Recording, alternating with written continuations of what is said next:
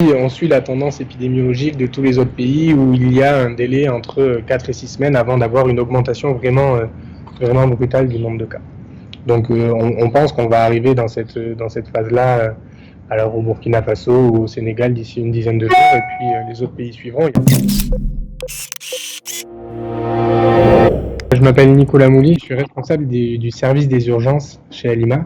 Donc en fait je coordonne la mise en œuvre des opérations d'urgence, c'est-à-dire en réaction à une épidémie comme ce qu'on voit actuellement sur le coronavirus. On a commencé les discussions avec l'hôpital de Fannes 2 semaines avant le premier cas confirmé, en préparation justement à recevoir un cas confirmé de coronavirus. En date du 31 mars, on a enregistré 175 cas confirmés au Sénégal. Donc sur les 175 cas notifiés, pour le moment seulement 3 étaient dans un état grave, c'est-à-dire qu'ils nécessitaient une oxygénothérapie ou des soins de réanimation. La grande majorité des cas vient de Dakar, donc le nombre de lits disponibles est évidemment plus important à Dakar pour le moment. Ensuite, en termes de lits de réanimation, avec précision, je ne saurais pas vous dire, je sais qu'à l'hôpital de Fannes, il y en a entre 10 et 15 qui sont opérationnels pour le moment. La grande question qui se pose en ce moment au Sénégal, c'est comment est-ce qu'on va prendre en charge les patients confirmés avec une forme mineure de la maladie. C'est-à-dire qu'en théorie, ils ne doivent pas être pris en charge à l'hôpital parce qu'ils n'ont pas besoin de ce niveau de soins.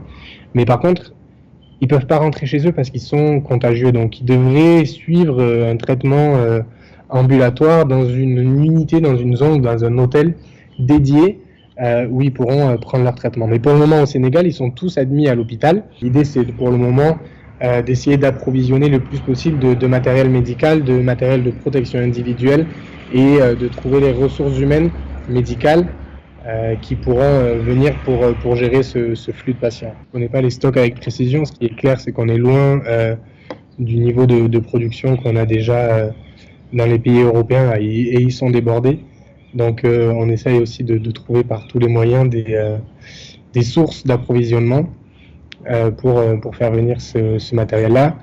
Il y aura également certainement des solutions de production locale, mais il va falloir faire ça à très grande échelle. Donc pour le moment, on se tourne finalement vers les pays asiatiques qui ont passé le pic de l'épidémie et qui ont des masques disponibles. Évidemment, il y a eu des mesures prises par le gouvernement assez rapidement pour fermer les frontières, pour essayer de mettre un petit peu de distance entre les gens et pour confiner le plus possible la population.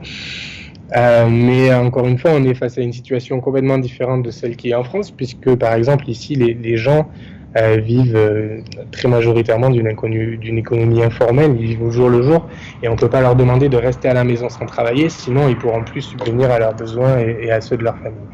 Donc ils continuent encore à faire leur vie. Il y a un couvre-feu qui a été installé de 20h le soir à 6h le matin, et ces mesures pourraient se durcir si l'épidémie, je veux dire quand l'épidémie augmentera encore, mais il faudra dans ce cas-là apporter en plus un support économique et social à ces gens. Il faudra apporter par exemple une compensation financière pour que les personnes qui sont placées en isolement ou en confinement puissent continuer de vivre. Les gens, je pense, comprennent complètement la situation. Il y a assez d'exemples maintenant qui montrent à quel point ça peut taper fort et vite. Mais on peut aussi demander aux gens de se laver les mains après chaque situation délicate ou pas, ou peu importe.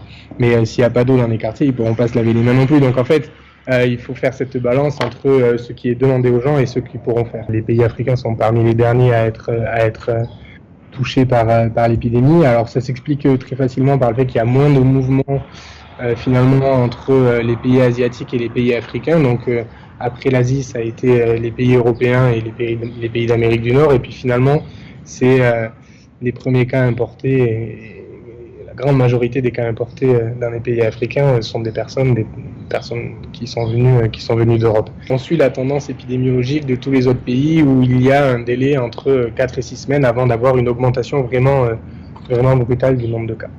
Donc on pense qu'on va arriver dans cette phase-là alors au Burkina Faso ou au Sénégal d'ici une dizaine de jours et puis les autres pays suivront. Il n'y a aucune raison qu'ils ne suivent pas cette tendance-là.